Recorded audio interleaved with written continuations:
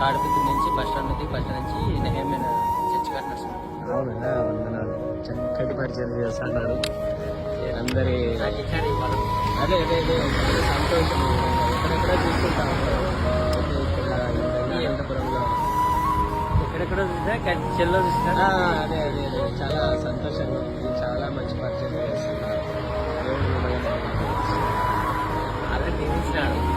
ఇప్పుడు ఈ వినాయక చవితికి ఎంతోమంది కనుమరుగు అయిపోయినారు. సజ్జులకు పెట్టింది ఇదే పెద్ద వరం నాకు. అవును ఇదే పెద్ద ఆశీర్వాదం.